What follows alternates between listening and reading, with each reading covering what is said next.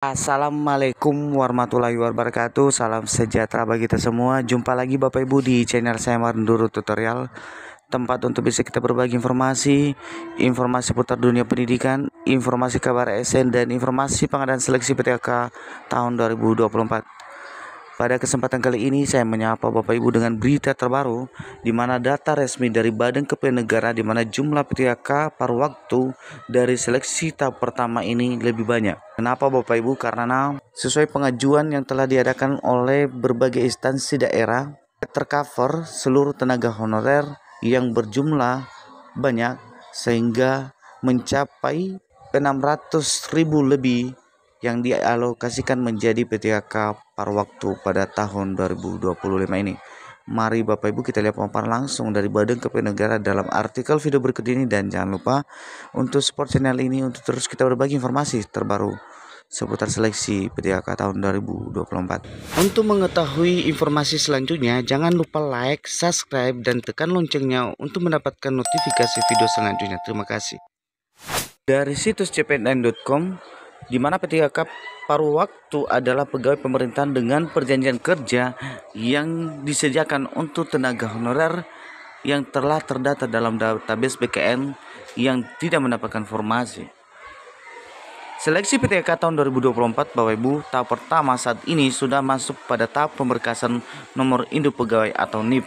Sudah diketahui Bapak Ibu berapa jumlah tenaga honorer database BKN yang tidak lulus atau tidak mendapatkan formasi PTK tahun 2024 untuk tahap pertama. Menurut Kepala Badan Kepegawaian Negara atau BKN Jufan Arif menyebutkan Bapak Ibu terdapat 1.006.154 formasi yang dialokasikan untuk seleksi PTK tahun 2024. Disebutkan di sana juga jumlah pelamar yang memenuhi syarat atau MS seleksi PTK tahun 2024 tahap pertama ini yakni mencapai 1.357.205 orang. Dari jumlah tersebut 676.482 pelamar dinyatakan lulus seleksi PTK tahun 2024 tahap pertama. Maka dengan demikian Bapak Ibu, jumlah pelamar yang tidak lulus sebanyak 680.723 orang. Nah, tenaga honorer dengan jumlah tersebut yang akan diangkat menjadi PTK paruh waktu, ternyata Bapak Ibu lebih banyak dari yang lulus dan akan berstatus PTK penuh waktu pada tahun ini. Bagi tenaga honorer yang berjumlah 680.723 pelamar yang belum lulus itu pada seleksi PTK tahap pertama ini, diharapkan pemerintah telah menyiapkan formasi PTK paruh waktu sebagai alternatif untuk memenuhi kebutuhan tenaga kerja di sektor pemerintahan saat ini. Demikian dikatakan oleh Badan Kepegawaian oleh Profesor Judan saat membahas sejumlah isu manajemen ASN terkini di forum rapat kerja Komisi 1 Dewan Perwakilan Rakyat Republik Indonesia atau DPR RI di Senayan pada Senin tanggal 24 Februari 2025. Sementara itu Bapak Ibu, 329.671 sisa formasi PTK tahap pertama diperebutkan oleh seleksi PTK tahap kedua yang saat ini di tahapan yang masih berlangsung, yakni masa sanggah pasca pengumuman hasil seleksi administrasi. Dikutip dari keterangan resmi Humas BKN pada rapat kerja DPD RI tersebut, di mana Profesor Judan memaparkan kondisi terkini perkembangan seleksi pengadaan calon pegawai negeri sipil atau CPNS 2024.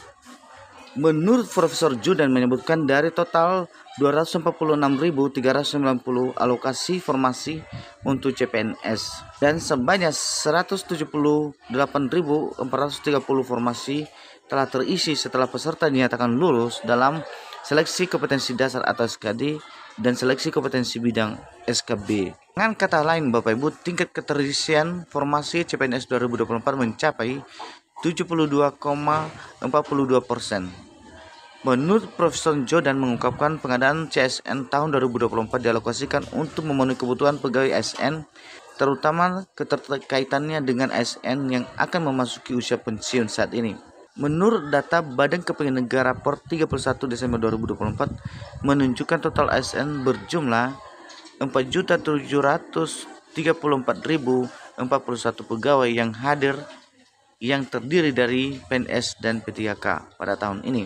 Dari angka total tersebut Bapak Ibu diproyeksikan sebesar 961.619 pegawai ASN akan memasuki masa pensiun dalam kurun waktu periode 2025 hingga 2030.